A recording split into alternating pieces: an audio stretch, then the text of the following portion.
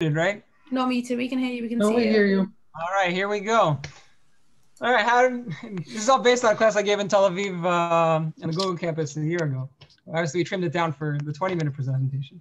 But here we go. All right, so basically, yeah, it's how to use email to grow your revenue by 20%. Maybe I'll move the screen so I'm looking at you. I want to move it to the other screen. I'm giving away all my slides. Hold on. Sorry about that. Let's go back to the beginning. Oh, are you on the wrong screen?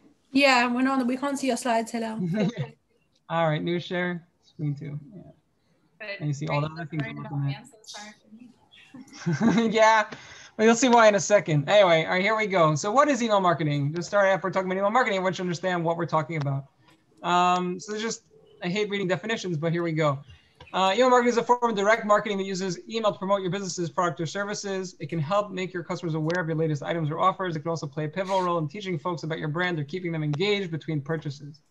And I'm sorry I read that, but basically what I'm trying to say is that email is not just about, it's all about selling, really. It's about growing revenue, but it's really about relationships and keeping people engaged. You know, a lot of people, and the reason why that's important is because of the next slide. Most people are not ready to buy. This is a very famous graph, but like at any given moment, you know, in your audience, whatever you're selling, most people are not ready to buy. 97% is not ready to buy. Maybe 3% is ready to buy. But then those other 97%, or at least the 37%, you know, there's 7% that are planning on buying and 30% they're not ready to buy, but they probably will need to. And those people, you need to keep them engaged and keep them top of mind in your industry, whatever you're selling again, but you need to have them engaged and you need to be sending them content that's relevant and that keeps them interested in thinking about, you know, your brand and what you're selling and what you do. Establish yourself as an expert, as someone that helps them, that sends them valuable content that really helps them in their niche. You know, whatever your niche is, whatever your business is selling, there's an opportunity there to use email marketing to keep your audience engaged.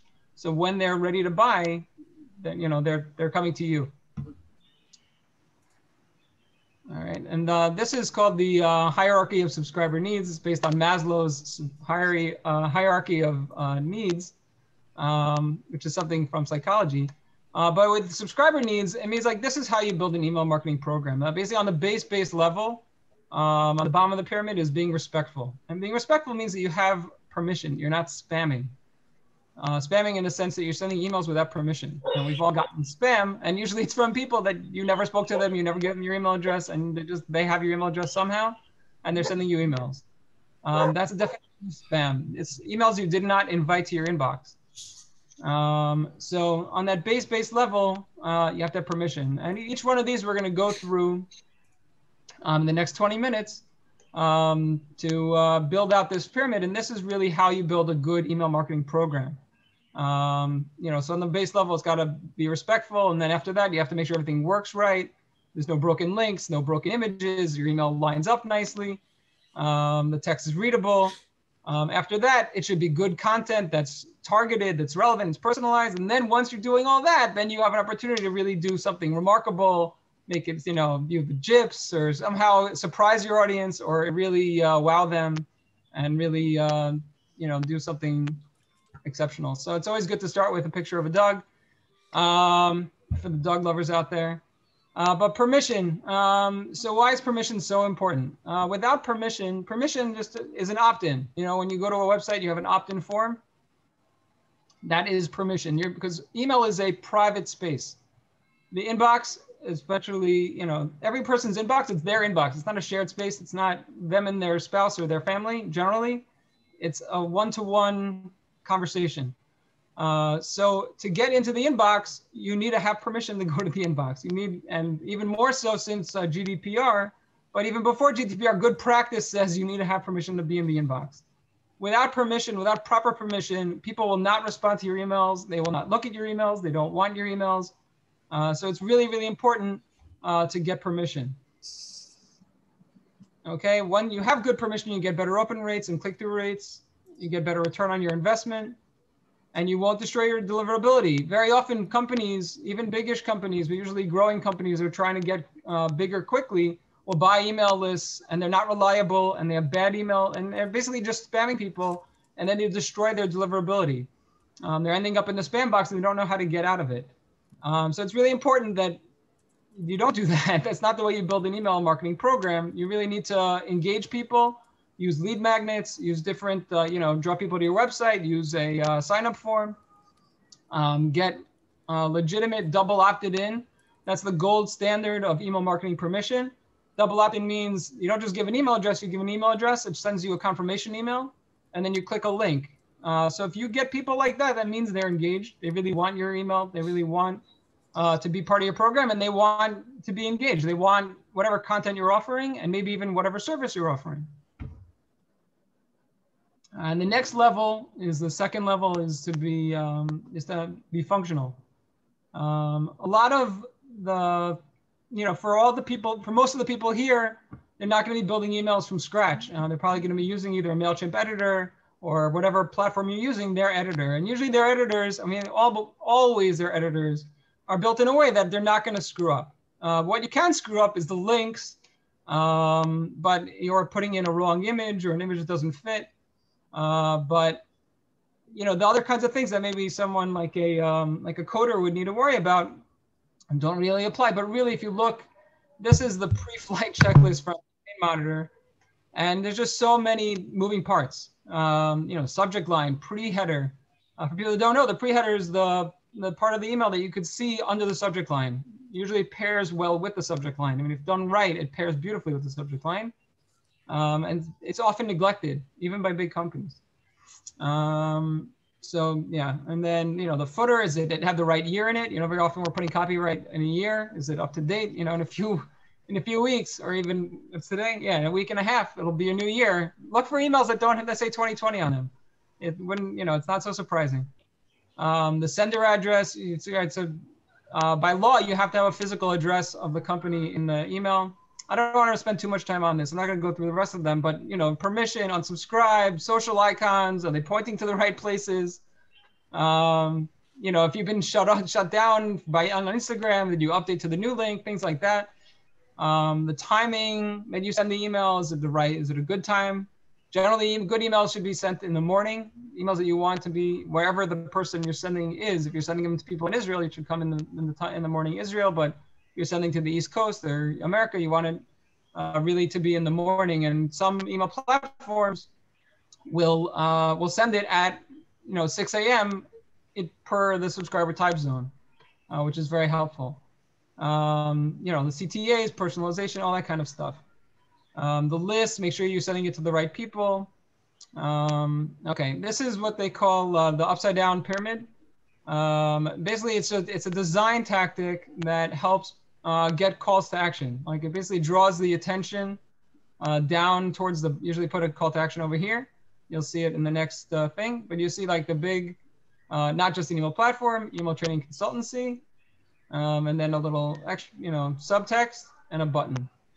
It really helps. And it's really important to design your emails thinking about mobile first. Mobile is growing and growing. Almost everyone here, 80% at least, look at their emails first on their phone. So definitely you have to make sure that your email looks good on your phone, that the text is big enough to be read. Text should never be less than 14 point. But definitely mobile, you have to worry about mobile. Keep it simple. Single account layouts work best, or at least a responsive layout. And again, if you're using a MailChimp or similar kind of builder, then you don't really have to worry about it. But definitely don't use an image. A lot of companies just pop an image into an email and send it. Images, could be blocked, first of all. And besides that, any text that's in an image, if you designed a print flyer and you put it into an email and it goes onto a phone, you can barely see the text. It'll be tiny. So this is just an example of a good mobile email. This image will just resize. This text is still going to be nice and big and probably still fit in 320 or 400 width. And the button is a nice fat big button. The only thing I would say not great about this is that the button is all the way at the bottom and there's no call to action in the top image. So it's a long way to go to get to the Shop Now button. And again, email doesn't necessarily stand alone. It's usually part of a larger marketing strategy. And it's important. I think we've all experienced, especially during Corona, where schools or companies are trying to use certain tools to, to send us to invite to sign up to a Zoom or something like this, or schedule an appointment. And the links take you to a website, which is, a terrible mobile experience, and it's not easy to navigate. So it's really important if you're sending an email to make sure that the link works nicely on a phone as well, and that the landing pages, really work and can convert for you, because it'd be really a shame if you got an email with tons of opens and tons of clicks, but didn't convert at all because the website's almost broken. There's just another good example of an email. And testing is another thing.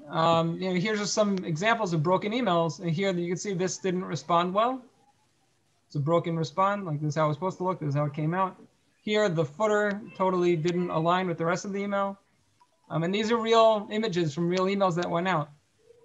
There are tools for building emails that you can actually see how it, there's two ways to do this. If you could have every client, but what makes email really tricky in terms of building and HTML, CSS is that it needs to be coded in a way that sort of is the lowest common denominator, something that will be respected by all mail clients. Because we're coding for Gmail, for Outlook, for Apple Mail, for there's like 8 versions of Gmail, Gmail for business, Gmail for regular. Can we ask questions now, or should we wait till the end? Wait till the end. I'll make some time at the end. And we're actually getting through it pretty quickly, so I might have a few minutes for testing and for questions, for sure. All right, now we get to the fun part. Once you have an email that you have good permission and everything in your email is working, so now how do you create valuable, good content that people will want to read? So the key word is relevance. How do you send relevant email? What is a relevant email? It's something that your client will want to read. And the way that you do that, you use segmentation. Segmentation means like dividing your email list into different segments. And segments could be based on almost any metric. It could be based on where they signed up. It could be based on gender. It could be based on location. And then once you have segments, you can use it to personalize.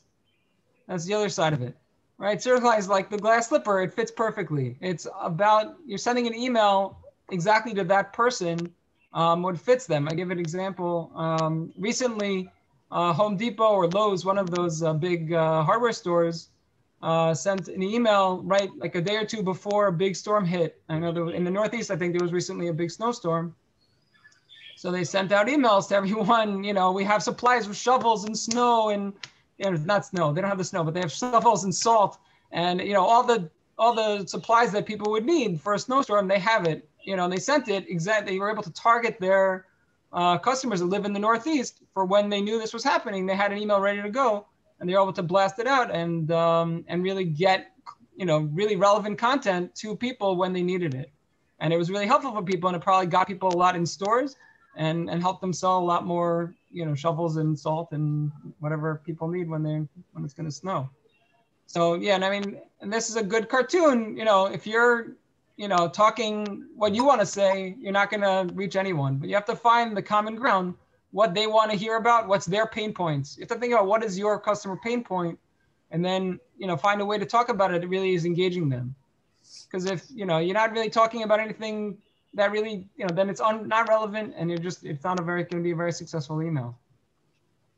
All right, so there's a few ways to do this. In terms of pain points, focus on solving problems, keep things simple, personalize. Personalize like we talked about, like with the Home Depot example, but on the base level. Personalization could just be like first name. Even that basic level really does make a difference. Talking to people as people and treat people like people. That's really the base strategy I give for email, is to treat people like people, that people want to read messages that relate to them, that are dealing with their problems, that really, help them. And then, we just talked about is segment and make segments and segments and segments, and try to send as relevant messages as you can to different parts of your list. And if you don't have anything good to send, don't send. There's no, you don't need to send an email just to send an email. It's not like other channels where consistency is key. It is important to have consistency, but consistently sending good content. If you really have nothing to send, don't send a garbage email. And tailor your subject lines, meaning, like your subject lines should fit the content. Think about your subject lines. And really, it's a good idea to write even 10 or 20 subject lines to try to, and you can use what they call subject line formulas. You could Google that, and just different ways of writing subject lines. Forming it as a question, or all these different ways that you could form a subject line, and then and that can help you come up with much better subject lines. Yeah, and then finally, think like a subject, like a customer. What are the pain points? And just here, these are a few good examples. This is an email from Spotify that knows that you listen to Lady Antebellum. This is from a few years ago. But this is the lead singer from Lady Antebellum, and they're talking about a concert. They're selling tickets to a concert that's upcoming. So it's a great example of personalization that Spotify is doing. By knowing what people are listening to, they could send a very targeted email that will much more likely to convert. Using another contest, using another tactic really, and that's it's a pre-sale. It's not actual sale. It's you're special. We know that you're a big fan, so we're going to let you in on a little secret, and you can get the pre-sale. This is an example from LinkedIn. LinkedIn, all the content they're sending you is often the people you know. That's a great example of, this is all these people got new jobs during the year. This year, they could probably send all these people lost their jobs this year. But, but it's a great example of seeing, you see everyone who would appear in our email. Each person is getting a super personalized email. And then, let's just go to the next slide. Oh, promotions tab. A lot of times people, don't feel good about landing in the promotions tab, but promotions tab is often where you belong, especially if you're trying to sell a product. There's nothing bad about the promotions tab, but what you can do with the promotions tab, there's if you look for promotions tab code, maybe that's not the right word, but if you go to inbox, anyway, probably none of you are coding emails, but if you were, you could use this this bit of code to really create amazing, and this is something that I do for my clients, like Kosher Travelers is a client of mine. So Gmail will do this in the promotions tab, that they'll put different segments of emails together, like food or travel, depending on your interest. And if you have the code set up, it'll put a banner and put the logo. So having those things, you could just see the difference between that and that. This is obviously much more enticing than that is. So it's a great tool. And this is the most fun part of the class. I'm going to show you some really remarkable emails where people really knocked it out of the park and created great content. So this was an email from it's called Wool and the Gang. They make kits, crocheting kits. So it said, "Are you coming out?" They use this GIF. All right, it says, "Are you coming out tonight?" No, sorry, I'm staying in. I'm making this. It's like a cool sweater. You get yours. And then this is the rest of the email. How to double crochet, and then watch the video, and all these different kits to make a scarf, to make a sweater. Really great execution. Yeah, they probably did very well with COVID, I imagine. And then this was based on your hair goals. We recommend. Whoops, I want to go back.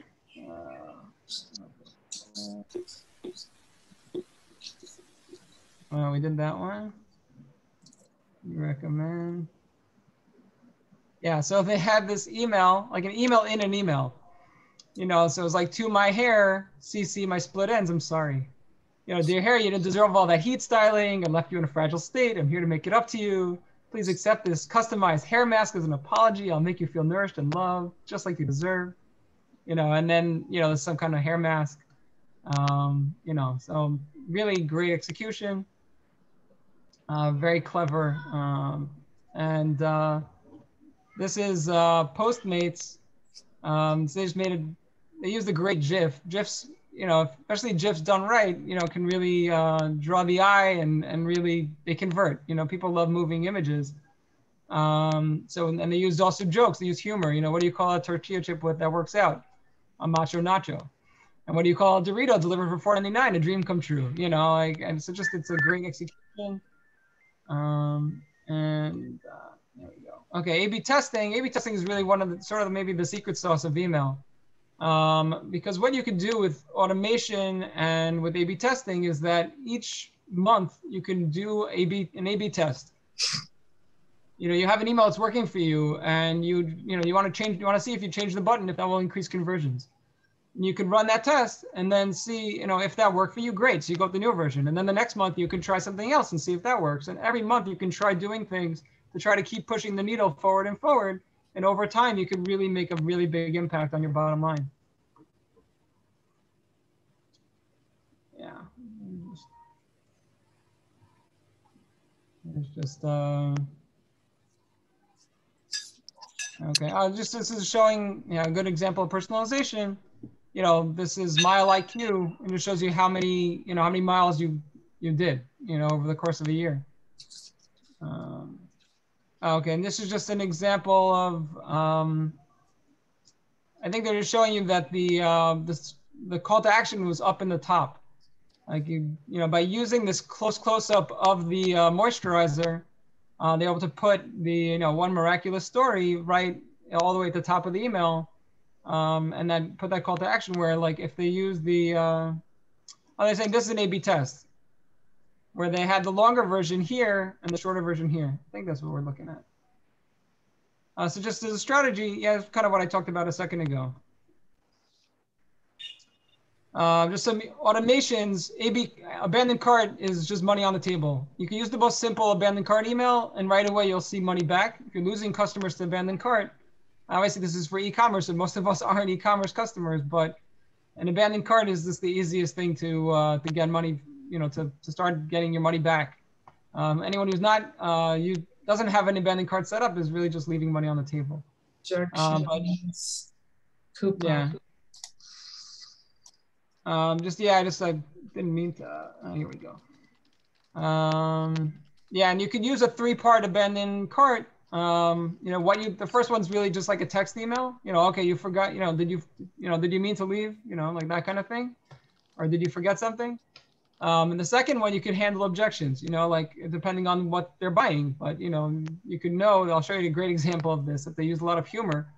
And the third one, they could just use a coupon. That could often, just be the little push they needed to get over the hill. Abandoned browse actually emails are also super effective. Probably because a lot more people are abandoning browse than they are abandoning cart, but it's a huge revenue driver. Thank you emails are wildly effective in a way you wouldn't imagine, but just simply giving a personalized email and saying thank you so much for your purchase is really, really effective. Birthday emails also have like tremendous open rate. People are expecting emails on their birthday, especially if it has a coupon. And also, instead of worrying week to week what you have to get out, you set up automations, and then you just watch it go, and you can use A/B testing to constantly keep improving it and improving it. So this is actually the standard Shopify abandoned cart. Just tells you exactly what you left behind and a link back to the cart. This is that second email I'm talking about where you handle objections. So this is from a company called Whiskey Loot, which sends you, it's like a subscription service which sends you like little vials of whiskey. And so I give you all, still thinking about it, if you can't decide, here's some things you could do with your Whiskey Loot box. So you could try new whiskeys every month. You could drink them while winning at poker. You could drink them really, really slowly. You could buy 3,207 bottles and make a whiskey bath. You could become a whiskey expert at trivia nights. I don't know. I'm going to go through all of them because I think we probably want to get to questions. But just a great execution. Really cute, really clever, and people know this is a luxury. So I think that, and then they even have like an FAQ built into the email after all of that to show you this is what the box looked like, and then how many bottles you get, and then and I like that the call to action is treat yourself. Because people realize this is a treat. Like this isn't this isn't shopping for groceries. This is a total pinook. Make it. You deserve this. It's sort of the idea. Welcome series is really important. Everyone here, whatever your business is, every business should have a welcome series. It's email. The welcome email has an average open rate of almost 70 or 80%, which is 4 times the normal open rate. When people fill out your form, they expect to get a welcome email. So even before putting up a sign-up form on your site, you should definitely have a welcome email ready to roll, because people will be looking for it, and it's a great opportunity to sort of have that handshake, to introduce yourself, your business, to maybe show your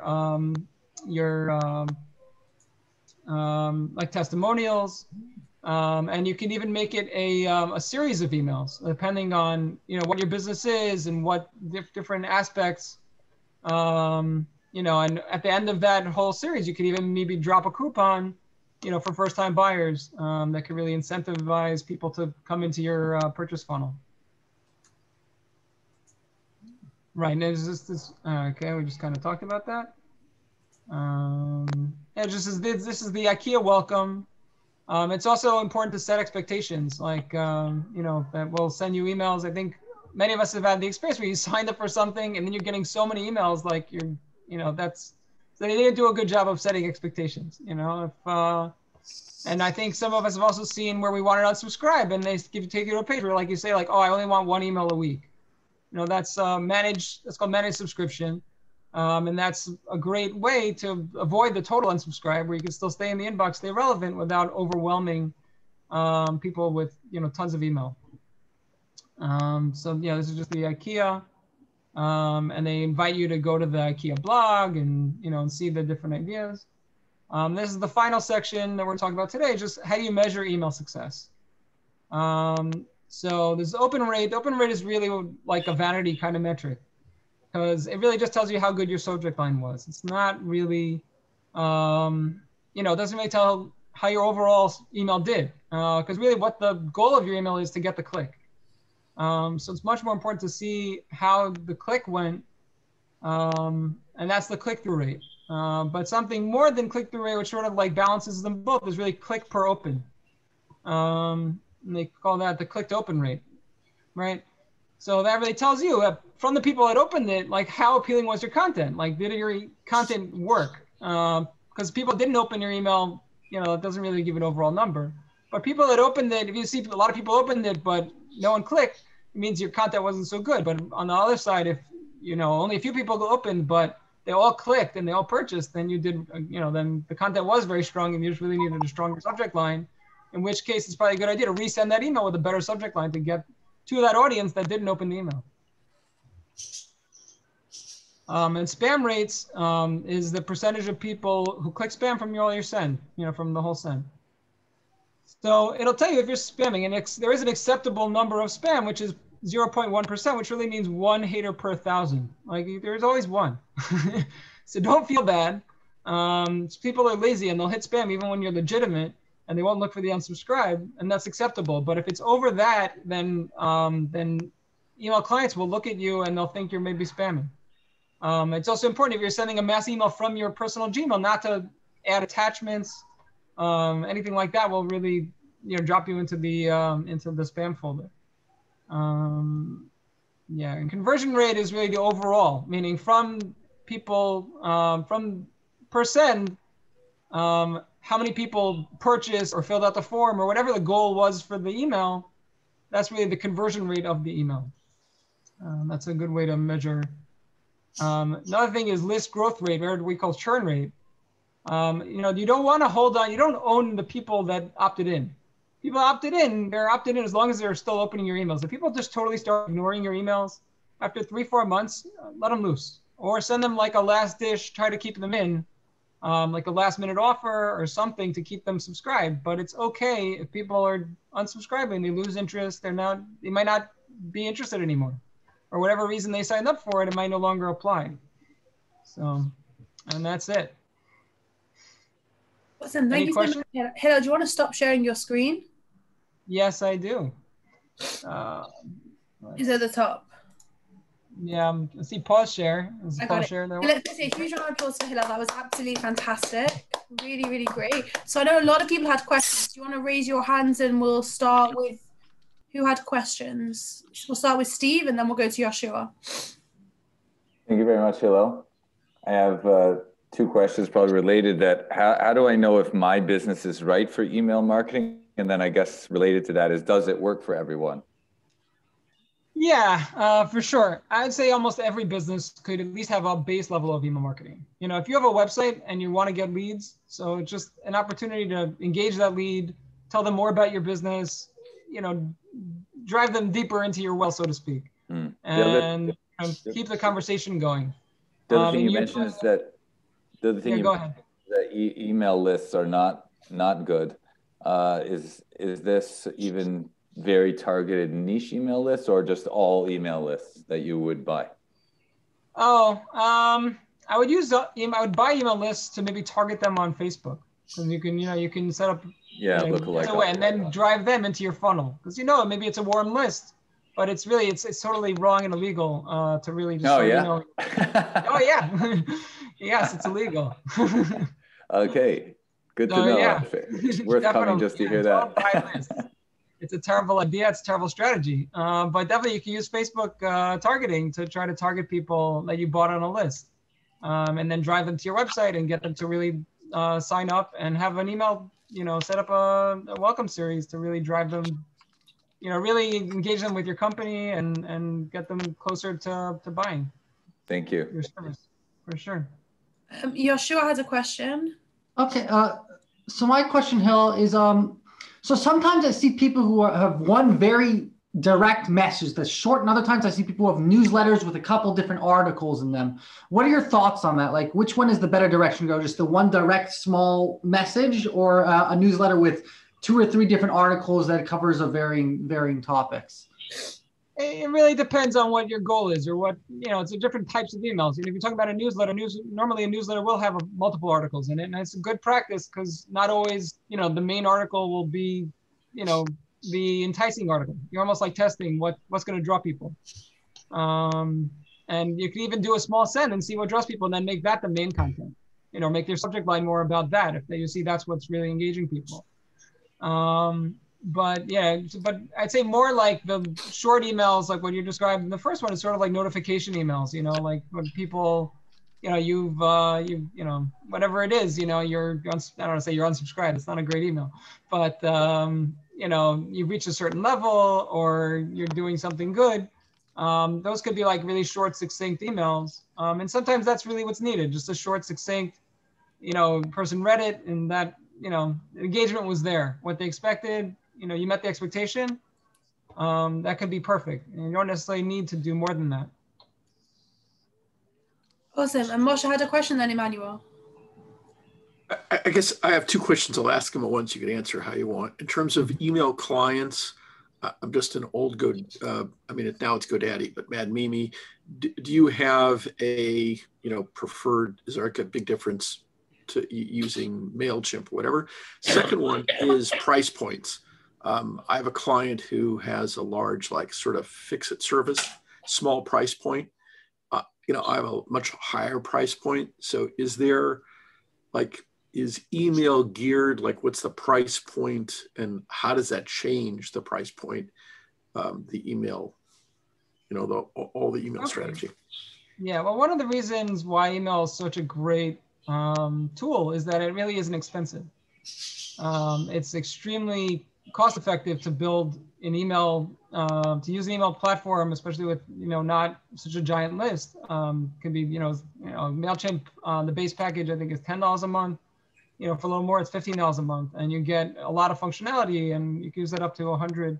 In terms of the price, so for, your fix-it guy, it's just a great, specifically for fix-it people, because most of those kinds of people aren't using email. So it's just a great opportunity whenever they get a client to put their email to a system and send, winter's coming, things that you could do to waterproof your home, leaky toilet, here's what you could do, to give all these self-help DIY kind of fixes, but then you're top of mind. When you have when those people have a problem with their house, they're going to call you because they've been seeing your emails. If you provide value, people often feel they need a quid pro quo. You give me something to me, I need to give something to you. So if you're always providing value, then people will come to you, and for your business as well. If you're selling, regular updates about, things that are changing in the market. Something just recently, Bank of Israel saying changed some kind of mortgage stuff. That would be something you definitely would want to, get out to your clients. It's like almost a no-brainer. That opportunity is there, and it's just really for everyone to really, the downside is almost nil. Is there a difference though in the response rate between a higher end? In other words, when the product's price point is higher, the product or service price point is higher versus lower. That's what I was referring to. Yeah, well, certainly, like if people aren't in the market, to make a big purchase, then they're not going to be interested in reading your emails, unless they're engaging on their own. Like they have their own value, and then maybe, and I don't know, with you, it's a longer game. Maybe now they're not interested in 5 years and 10 years, they will want to call you because they've been enjoying the content you've been putting out and they read it and it's an engaging thing. It's worthwhile, because you're not looking, every client that you get, it's a big price point. So it's worth it for you to engage them with the long sales cycle in mind. Awesome. Emmanuel had a question as well. Actually, not a question, just 2 points that I want to bring to notice. One, Hillel said it, but it's extremely important, consent. We have spam law in Israel that enables anyone who gets commercial email without consent to get 1,000 shekel compensation without proving any damages. And people are using it. So be careful, make sure you get prior consent before sending emails. And the other one is that the list you're making might become a database that has to be registered with the database registrar. This is also important because if anyone breaks into your website or wherever you're keeping this list and gets it, then you might be sued for that also. So make sure you are covered both by prior consent and database registration. Awesome. Thank you. I'm back to Moshe and then Orit. I had a question regarding, until now you've mainly talked about text in the email. Is there any studies, proof in terms of other types of media, like a link to a video, like using Loom or an audio type thing? Are they as effective or? Yeah, there's actually a big push. I mean, there's companies popping up left and right that do like one-to-one, I guess because of the rise of Zoom and, we're used to communicating this way. But you can even, there's a company called Bonjoro I just was looking at that does exactly that. And it's more like B2B, but like you could set up automations, someone contacting you. Imagine your welcome email is like, hi, I'm Moshe. Thank you so much for registering for my, for my email list. We do, I've been doing, mortgages in Israel for 30 years. And I'm happy to help you whatever you're looking to purchase, or even if you're pre-purchase and you just want more information, I'm happy to help.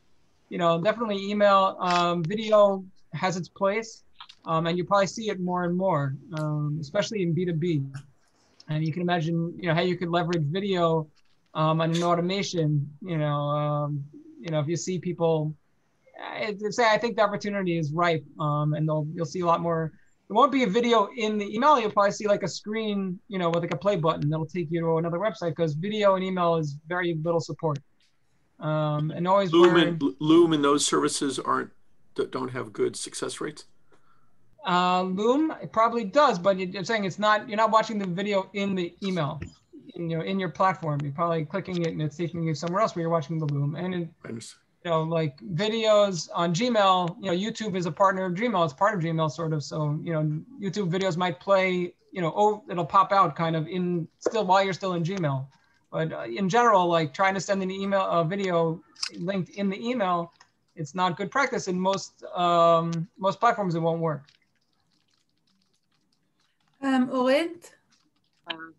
So Hillel, I'm curious about how do you perceive the relationship between email marketing and the world of digital media creation and graphic design and communications and strategy? Because a lot of what you were covering also goes so much deeper, and there are entire professions that are based on that. Like even just as a graphic designer, the very color that I will use is informed with, the psychology of how this, what kind of reaction this creates, etc.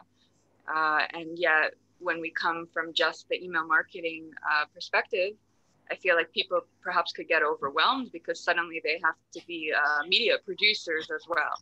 So I'm wondering, how do you see that relationship?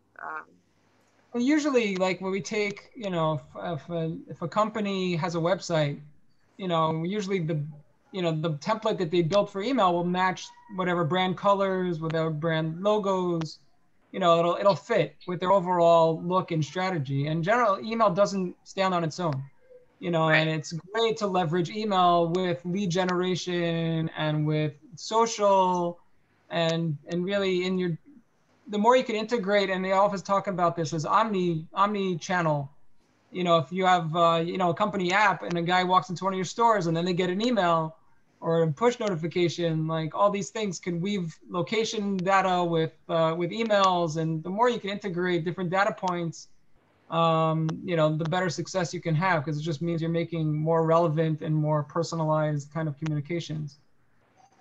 So yeah, email just leverages well with everything else. Like if you're working with companies that are doing a lot of other things to market themselves with video or in social and everything else, very often I find that the email piece is not really doing what it should be doing, or it's not really being leveraged right. So basically that's exactly what our business is about really getting the most out of email and leveraging it right with your entire digital strategy to have the most success possible. Thank you. Awesome, thank you. Maybe time for one more question if anybody has. Aaron, yeah, sure. You're on mute, Aaron. Hill, good presentation. Thank you. Interesting, informative. So my question is, for those of us who do our business in one or two locations, face-to-face, hands-on with the client, and we're not doing anything online other than connecting with people online, what's the best way to use email marketing? Is it like in the United States, I used MailChimp. I had a list of clients from years, but here I'm building now. Aaron, I'm really sorry. I muted you just because the signal completely went. Potential number of people to put on my email list would be acquaintances, current clients locally, and folks like you guys in this group that get your permission. But I don't have a strategy. You couldn't hear me? It's a really bad signal. You got me muted. I don't know if you can hear me. We can hear you, but it was a really, really bad signal. I'm going to type a question. It was really fuzzy. We're going to speak to Hillel afterwards just because it was really fuzzy, the signal, and it was really hard. Welcome to email, to Internet in the Gush. So we'll speak to Hillel later and ask the question just because the signal was really fuzzy there. Sorry about that. I tried to mute, but it was too hard. So we'll leave that there. Okay, fantastic. So I'm going to now open the breakout rooms. It's now 10:35. So I will close these out. Okay. 10:45. Yeah, so let's do this. Okay.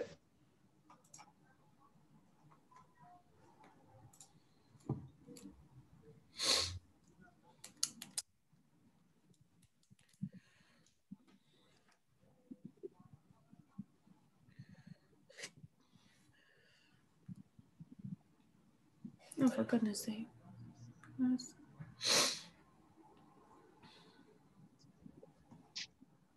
Devorah?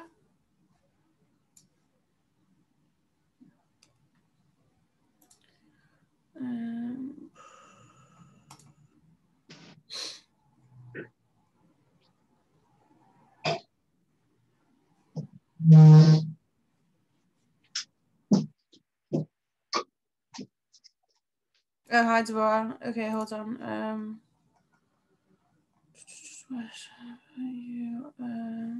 She joined, but she's only by herself, so that's fine.